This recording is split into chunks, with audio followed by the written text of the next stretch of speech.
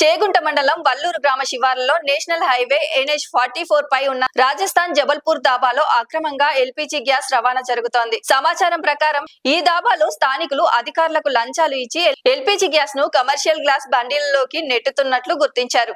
Cherlapally LPG plant నుండి మధ్యప్రదేశ్ లోకి వెళ్తున్న LPG బండిల నుంచి ప్రతిరోజు 15 నుండి 20 వాహనాల ఆధారంగా ఒక్కొక్క వాహనానికి 15 సిలిండర్ల వరకు గ్యాస్ తీయబడుతూ ఉంది. ఈ గ్యాస్ రవాణాలో చిన్న పొరపాటు కూడా చోటు చేసుకుంటే అగ్ని ప్రమాదం సంభవించే ప్రమాదం ఉందని స్థానికులు రిపోర్టర్లు అప్రమత్తంగా నిఘా వేశారు. ఈ ఘోర ప్రమాదం నివారణకు ప్రభుత్వం వెంటనే చర్యలు తీసుకోవాలని ప్రజా అభ్యర్థన ఉంది. ఈ అక్రమ కార్యక్రమాలపై సంబంధిత అధికారులు దృష్టికి తీసుకెళ్లి కఠిన చర్యలు ప్రకటించాలని స్థానికులు కోరుతున్నారు. లైక్ చేయండి, షేర్ చేయండి, సబ్స్క్రైబ్ చేయండి. మరిన్ని వీడియోల కోసం బెల్ సింబల్ పై క్లిక్ చేయండి.